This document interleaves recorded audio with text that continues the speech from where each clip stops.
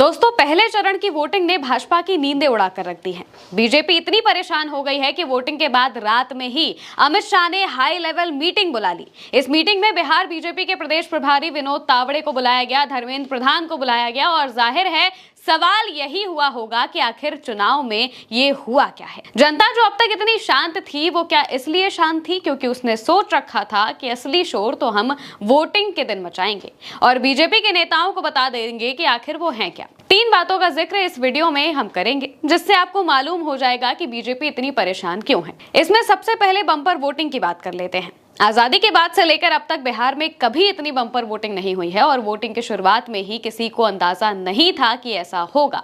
सब कुछ शांत था, लेकिन अचानक से वोटर्स उठे और चल दिए बूथ की तरफ। कई युवा तो कहने लगे कि जिन्होंने यूथ पर लाठियां बरसाई है उनको हमने बूथ पर जाकर जवाब दिया है। दोस्तों, जब जब बिहार में 60% से ज्यादा की वोटिंग हुई है, सत्ता परिवर्तन हुआ है और इस बार तो सीधे 8% की बढ़ोतरी हुई है।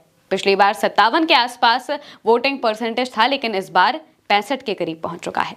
इसका मतलब है जनता बदलाव चाहती है। अब ये तो जनता की बात हो गई। अब आप एक तस्वीर देखिए।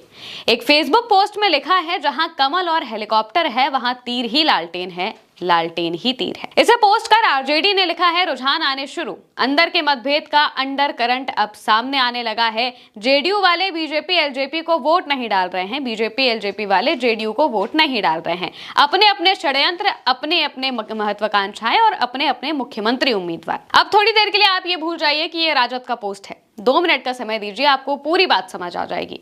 दोस्तों, एनडीए गठबंधन में भले ही चिराग नीतीश हैं, लेकिन दोनों के कार्यकर्ता और वोटर जमीन पर एक दूसरे को पसंद बिल्कुल नहीं करते हैं, क्योंकि 2020 का नुकसान वो अभी तक भूल नहीं पाए हैं।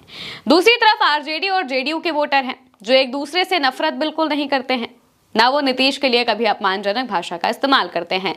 खामियां और आलोचनाएं तो होना जरूरी भी है और वो होती भी हैं, लेकिन कभी भी नीतीश कुमार के लिए या फिर नीतीश के वोटर लालू यादव, तेजस्वी के लिए कभी किसी अपमानजनक भाषा का इस्तेमाल करते नहीं देखे गए हैं, क्योंकि वो भी अच्छे से जानते हैं कि कभी जरूरत पड़ी तो ये राजनीति है, नीतीश इधर उधर हो जाएंगे। उनके अंदर गुस्सा है तो बीजेपी को लेकर, और ये दोनों तरफ के वोटर में है। इसके लिए सबसे बड़ा एग्जाम्पल विजय सिन्हा है। अब तक हम देखते आ रहे थे कि बीजेपी के विधायक और प्रत्याशियों से लोग सवाल पूछ रहे थे, उन पर नाराज होकर उन्हें गांव से भगा रहे थे, लेकिन सीधे डिप्टी सीएम का विरोध होना, उन पर गोबर फेंका जाना और प्रशासन का उस पर कुछ भी ना बोलना, ये दिखाता है बीजेपी की मुश्किल कितनी बड़ी है।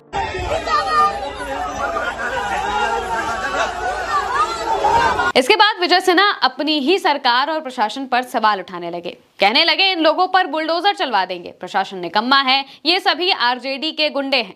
लेकिन उसी प्रशासन ने इनकी बात को गलत साबित कर दिया।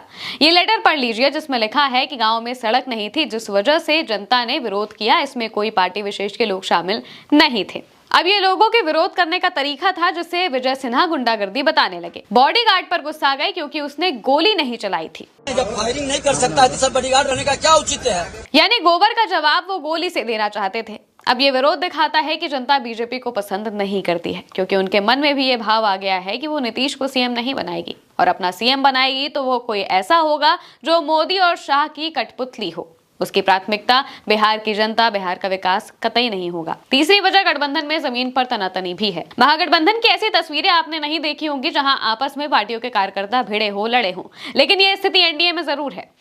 इसकी कई तस्वीरें चुनाव के बीच सामने आ चुके हैं, जहां ये लोग आपस में भिड़ते दिखाई दिए हैं।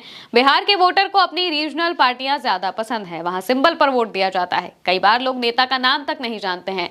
जमीनी हकीकत यही है कि तीर और लालटेन यही 2 पार्टियां हैं जो आधे से ज्यादा बिहार को प्रभावित करती हैं। खबर यह भी है कि जहां जहां पर चिराग के प्रत्याशी हैं, वहां जेडीयू के कार्यकर्ताओं ने राजद का साथ दिया है, जो ये दिखाता है कि जब कार्यकर्ता ही खुश नहीं है तो जमीन पर काम भला कैसे होगा। इन तीनों ही बातों में सबसे बड़ी बात तीर और लालटेन वाली है। ये नारा हवा में नहीं आया है, बल्कि जमीन पर इसकी हकीकत आपको रिजल्ट के दिन पता चल जाएगी। और इसी वजह से अमित शाह परेशान हो गए हैं। मीटिंग्स का दौर शुरू हो गया है। वो सोच रहे हैं कि क्या उनका दाव उल्टा तो नहीं पड़ गया। फिलहाल के लिए मेरे यानी महिमा के साथ इस खबर में इतना ही। आप देखते रहिए उल्टा चश्मा यूसी। नमस्कार।